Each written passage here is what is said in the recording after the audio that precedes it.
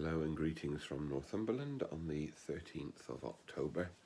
A dark morning before dawn and a bit drizzly as well. And it may be a dull and dejecting morning, and yesterday's news from the Prime Minister and those around him was not exactly upbeat either.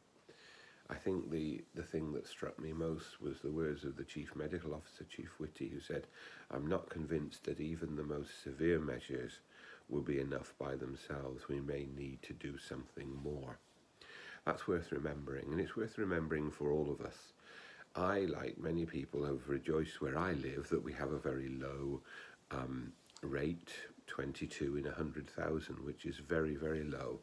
But even here, over the last week or so, the number of deaths has crept up from 3 to 5 in the large area which this covers. And we need to remember that wherever we are, we must take sensible precautions. And that's very important. The Prime Minister's announcement hasn't made a substantial change for where we live, although places like Liverpool have entered into a much deeper sort of lockdown system. What is important is that all of us are sensible. It's not about finding the maximum we can do, but doing the best we can to protect others and to protect ourselves. And also in that framework to support others. And that will indeed help us to support ourselves. That's why I'm very pleased that the churches are, as we see it, to remain open, because there is no doubt that people's general well-being has been aided by their ability to come together and to worship and to just exchange that brief word on the path outside in a very safe way.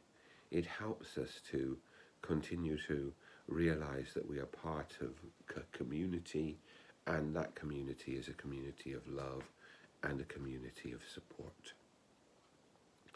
Today, the Church remembers Edward the Confessor, who died in 1066 and whose death and the promises he made provoked the whole events of the Norman invasion. He promised the throne to two people, Harold and William, and there was a dust-up in the end. And of course, Harold was killed famously with the arrow in the eye. Edward, though, although he was indecisive in this way, was in many other ways regarded admirably. He had the amazing thing of being the son of Ethelred the Unready, and who lost his throne to the Danes. And it was only by acclaim in the country that Edward became the king.